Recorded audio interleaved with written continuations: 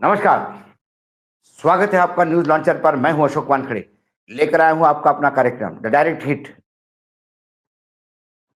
पिछले कुछ दिनों से दो ही टाइप की खबरें चल रही है, या तो बिहार की खबरें चल रही है या दूसरी ट्रम्प साहब की। लगातार ये दो जगह चर्चा में है, क्योंकि ट्रम्प एक ऐसे नए दरोगा आ गए हैं जो पूरे विश्व को अपने डंडे से हाँकना चाहते हैं। इसी बीच जो ट्रम्प की चिंता ये भी है, और वो बार बार रशिया से इसलिए भी दोस्ती कर रहे हैं क्योंकि उनको चाइना से तकलीफ है। चाइना ही है जो खुल के आके दिखा रहा है। लेकिन इसी बीच मैं ये जो खबर आपको बता रहा हूं, इस खबर से अमेरिका भी हिट हुआ है और भारत तो हिट हुआ ही है, क्योंकि जहां चीन है वहां हम भी है। Soft power, global soft power index, ये इंडेक्स एक देश की ताकत बताता है, इसका वजूद क्या है विश्व में। और इसमें करीब करीब कई देशों का सर्वे होता है, कई पैरामीटर्स पे बात होती है, और उसके बाद उसका रैंकिंग होता है। Surprisingly global soft power index में चीन नंबर 2 स्थान पे पहुंच गया है। छठे ग्लोबल पावर इंडेक्स की रिपोर्ट में चीन दुनिया में सबसे दूसरा प्रभावशाली देश बन गया। पहले नंबर पे अमेरिका है। ब्रांड फाइनेंस ने इस लिस्ट को जारी किया, और इस लिस्ट को देखने के बाद ये पता पड़ता है कि चीन ने रैंकिंग में ब्रिटेन को भी पीछे छोड़ दिया, जो अमेरिका की मातृभूमि है। चीन को कुल 100 अंकों में से 72.8 अंक मिले हैं, जिसके वजह से वो दूसरे नंबर पे है। चीन ने जो 8 सॉफ्ट पावर पैरामीटर्स थे, स्तंभ थे, 8 डिपार्टमेंट थे, उनमें से 6 में उन्होंने बहुत अच्छा स्कोर किया। 2/3 मार्क्स मिले। यही कारण है कि चीन दूसरे नंबर पे पहुंचा। अब ग्लोबल टाइम की रिपोर्ट बताती है कि चीन की रैंकिंग में उछाल की वजह बेल्ट एंड रोड इनिशिएटिव है, देश में स्थिरता है, घरेलू घरेलू ब्रांड की मजबूती फैक्टर है, करेंसी की मजबूती है। इस पूरे एक्सरसाइज में 100 से ज्यादा देशों के 1,70,000 इन्फ्लुएंशियल लोगों का सर्वे किया गया। उसके आधार पर रिपोर्ट बनाई गई है। ग्लोबल सॉफ्ट पावर समिट 2025 के दौरान इसकी नतीजे की घोषणा की गई है। रिपोर्ट में अमेरिका 79.5 मार्क्स पाकर पहले नंबर पे है। अमेरिका में और चीन में वैसे देखा जाए तो 7 पॉइंट का डिफरेंस है। वो 72 है, ये 79 है, 72 है, 79। लेकिन बाकी पैरामीटर्स जो है, जैसी उनकी वैश्विक प्रतिष्ठा तेजी से गिरी है। वैश्विक प्रतिष्ठा के मामले में अमेरिका 4 स्थान नीचे गिरा, वो 15वें स्थान पे पहुंचा है। इसके अलावा अमेरिका का शासन मैट्रिक्स 4 पायदान नीचे नीचे गिर के 10वें स्थान पे आ गया है। ग्लोबल सॉफ्ट पावर इंडेक्स में दूसरे स्थान पे चीन इसीलिए पहुंचा कि वो 6 पैरामीटर्स में 2/3 मत गया है, जैसे कि मैंने पहले बताया आपको।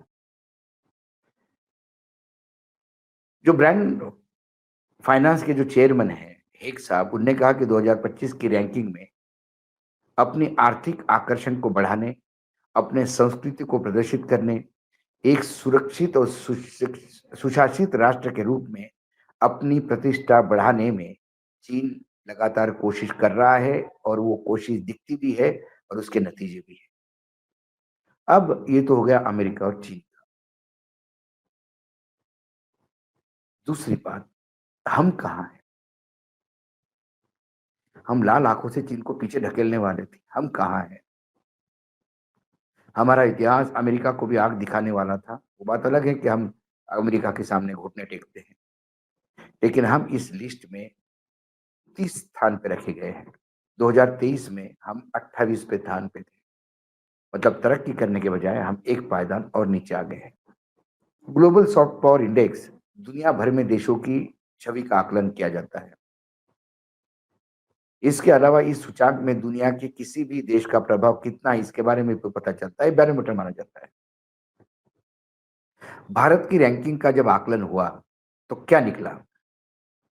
भारत का प्रभाव अपने क्षेत्र में बढ़ रहा है, लेकिन रेपुटेशन के मुताबिक भारत की रैंकिंग अच्छी नहीं है और होनी चाहिए, क्योंकि हमारे यहाँ हवाबाजी हम ज्यादा करते हैं, बोलते ज्यादा है, काम कम करते हैं। कई फैक्टर्स है जिसमें भारत को काम करने की जरूरत है। इसमें ईज ऑफ डूइंग बिजनेस है। हम बात तो बहुत करते हैं, single window system, stand up India, walk up India, एक एक घंटे में आपको लोन मिल जाएगा, ये लेकिन सारी योजनाएं सिर्फ प्रधानमंत्री की जुमलेबाजी होती है। वास्तविकता बिजनेस करने के लिए नानी याद आ जाती है। इतने अपने यहाँ चेक्स सिस्टम्स है और हर जगह रिश्वत का बोलबाला है। इसीलिए तो अमेरिका ने अब अमेरिकन कंपनियों को भारत में रिश्वत देने की मंजूरी दे दी, क्योंकि अमेरिका को यदि भारत में बिजनेस चाहिए उनके कंपनियों को तो रिश्वत जरूरी है। 3 कंपनियां वैसे ही, एचएएल, इंडियन ऑयल और रेलवेज को कंपनी देने के लिए अमेरिका में 1977 के पुराने कानून के तहत उनको सजा भी हुई है। तो ईज ऑफ डूइंग बिजनेस बहुत जरूरी है, उसमें इंप्रूवमेंट करना। भारत को इनक्रेडिबल इंडिया मुहिम को और तेज चलाना होगा। टूरिज्म, पर्यटन में हम बहुत कमजोर हैं, जबकि पर्यटन से ज्यादा पैसा देने वाला कोई बिजनेस नहीं है। हमारी बात समझ में आती है, प्रधानमंत्री को समझ में आती है, लेकिन हम पर्यटन के नाम पे कुंभ तक ही सीमित रहते हैं। पर्यटन के नाम से रिलीजियस पर्यटन छोड़ के बाकी किसी पर्यटन पे हमारी दिलचस्पी नहीं दिखती। और वो भी जो रिलीजियस टूरिज्म है या धार्मिक पर्यटन है, उस पे हम जोर इसलिए देते हैं कि हमको कहीं ना कहीं हिंदू वर्सेस मुसलमान पोलराइजेशन करना है। हिंदू राष्ट्र की तरफ जाने का यही रास्ता सीधा दिखता है, उसके चलते बाकी पर्यटन क्षेत्र जो है वो बेहद मार खाते हैं। इसके लिए भी भारत को बहुत काम करना पड़ेगा, ऐसा इंडेक्स करता है। उन्हें कहा कि भारत के हित में इंटरनेशनल योगा डे, ये भारत में हित में जाता है। ऐसे कई अच्छे काम भारत कर सकता है, जो भारत को बुद्ध डिप्लोमेसी को बढ़ावा देना चाहिए। हम बुद्ध डिप्लोमेसी की बात तो करते हैं, लेकिन डिप्लोमेसी का टाइम आती है तो हमारी बुद्धि बुद्धू हो जाती है। प्रश्न वो है। कुल मिलाकर आप जब हमारे यहाँ हम महिमा मंडित करते हैं कि हम विश्व गुरु बनने जा रहे हैं, विश्व गुरु में हम 29वें पायदान पे हैं। इसे हम विश्व गुरु का इंडेक्स भी माने तो भी प्रभावशाली दोष देश कौन है विश्व में? प्रभावशाली देश अमेरिका, चीन अब 29वें नंबर पे है। इसके लिए हमें वास्तविकता पे जीना होगा। हम बाहर एक रूप धारण करते हैं देश के अंदर, बाहर हम चरण छू के आते हैं और देश में आने के बाद बोलते हैं कि हमने चरण छू आए हैं। हमारा मीडिया एक तरफा सरकार की जिंदाबाद जिंदाबाद के नारे लगाते हैं। ये इस लोकतंत्र का सबसे बड़ा दुर्भाग्य है, क्योंकि मीडिया एक चेक होता है। मीडिया एक आईना होता है कि जो समाज में चल रहा है, जो देश में चल रहा है, वो आपको दिखाता है कि यह है आप, और यहीं से सरकार को सुधरने का चांस मिलता है। लेकिन यहाँ सुनता कौन है? यहाँ तो सिर्फ बोलने की कंपटीशन लगी है। वो भी बोलने का अधिकार गिने चुने लोगों के पास है।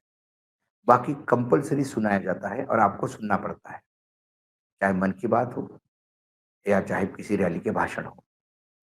कुल मिला के समय समय पर ऐसी अंतर्राष्ट्रीय रेटिंग एजेंसियां जब भारत को आईना दिखाते हैं, तो क्या इससे हम कुछ सीखते हैं क्या? क्योंकि मुझे अच्छी तरह से लगता है कि गिने चुने पोर्टल्स ही होंगे जो आप तक की बात लाएंगे।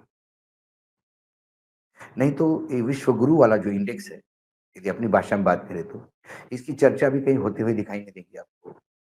कोई चैनल इस पे बात नहीं करेगा।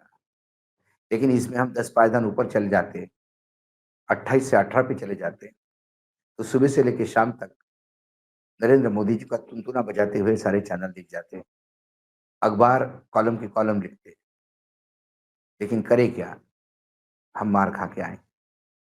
यही वस्तु स्थिति है जो ग्लोबल इंडेक्स ने दिखाया। आज डायरेक्ट हिट में इतना ही, कल फिर आता हूं किसी विषय के साथ। तब तक के लिए नमस्कार, देखते रहिएगा न्यूज लॉन्च।